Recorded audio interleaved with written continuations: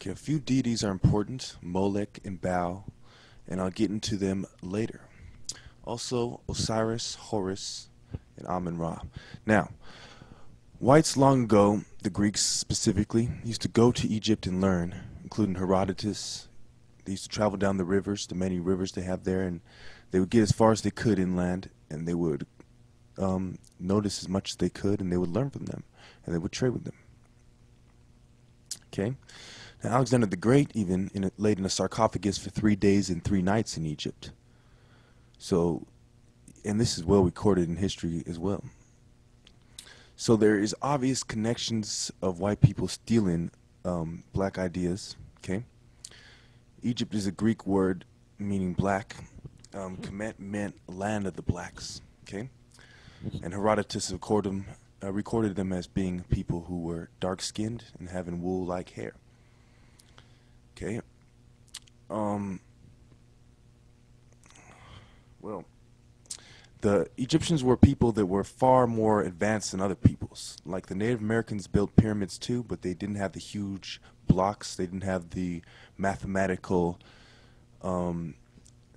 genius about them. So they weren't of the same caliber, and they weren't of the same knowledge.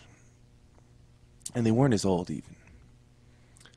So we look at this ancient empire as the king of other empires that taught the other ones how to kind of have their own empire and how to do it right. And other people would go there and marvel at the pyramids, marvel at the temples, the sun temples, and the different gods' temples, and they would envy the Egyptians. And the Persians would eventually invade them in the BC. And in BC, and during the foreign period, the Romans and the Greeks would also invade for a while. And then finally the Arabs, after Islam, invade in the 7th century. And this is why Egyptians are Arab-like to this day.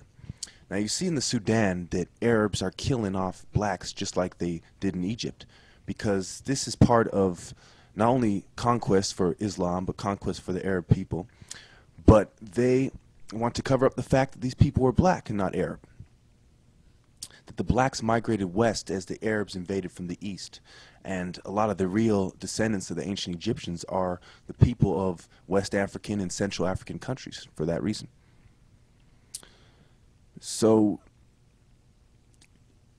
let us get into more the Greeks specifically. You had Socrates and Plato and all these so-called great minds, but I would argue that they were in secret societies that took ideas from the secret societies and merely made them public.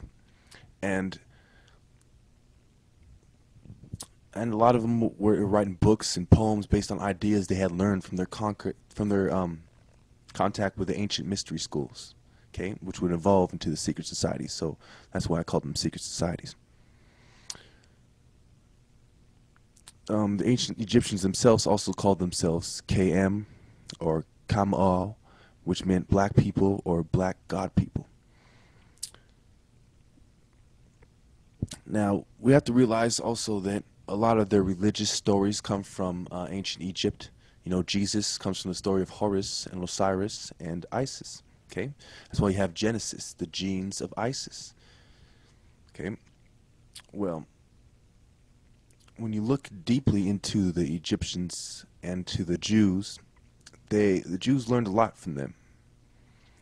So basically we have this migration of people toward Africa, and we have the African knowledge leaving Africa with them as they're expelled, and then they take credit for them. They take credit for it for themselves, and they remake the deities to white deities. Okay.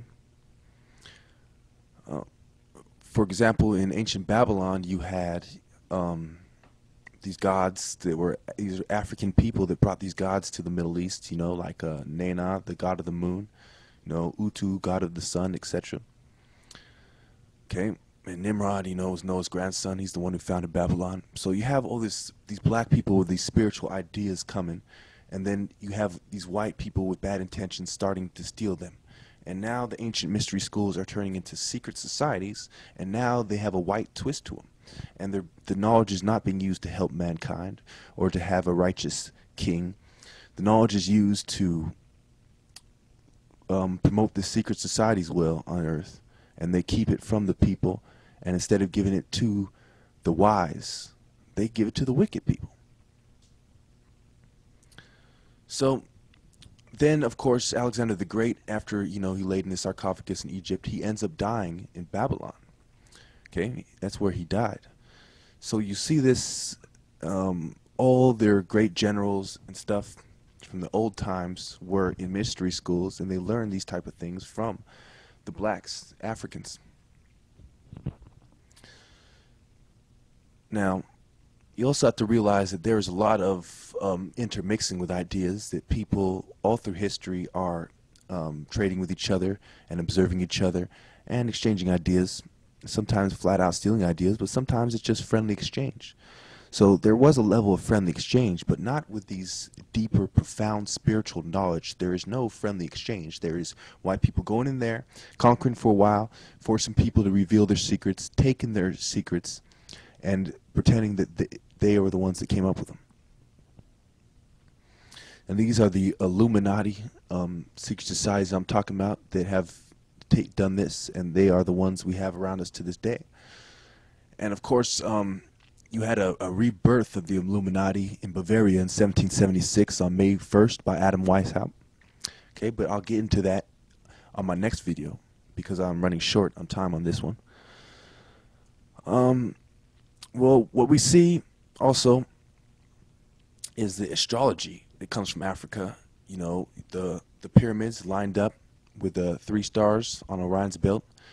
You see that this comes from Africa, and these ideas of astrology and telling stories based on the stars comes from Africa. And you see this idea, it is another idea that's getting stolen as it migrates to the east, to the Middle East, the Far East, and to Europe, etc.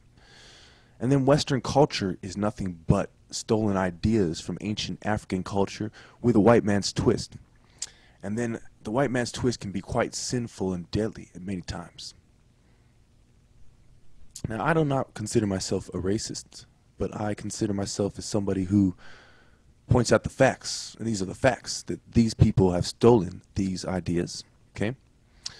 You even look at the idea that the Freemason itself means sons of light. Who are the people of the light? Well, the Egyptians are people who are the light, who became dark because the light shone on them.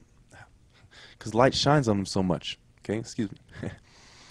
So the Illuminati, the light bearers, and Adam Weishaupt admitted that the term referred to Lucifer in secret. But in public, he would say that it simply meant intellectual ones, enlightened ones. But in secret, he says, we are the light bearers of Lucifer.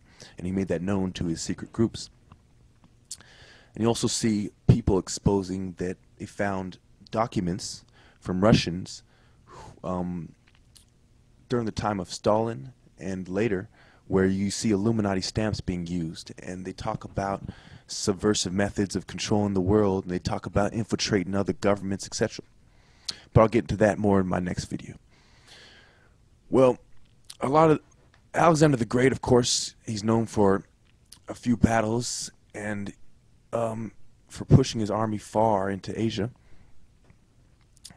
And a lot of the reason why it was more celebrated than say groups like the Mongols, even though Mongols had a bigger empire, is because these are white guys. And the main reason they're getting credit for it is ideas that they have stolen from the Egyptians. And it is quite sad that the white people have stooped so low as to steal ideas and not give credit to the rightful person. And then they turn around and make it such importance to them that people put their sources in the back of their book. Well, the original plagiarism has been done by you, Mr. White Man, and we are still waiting for your apology.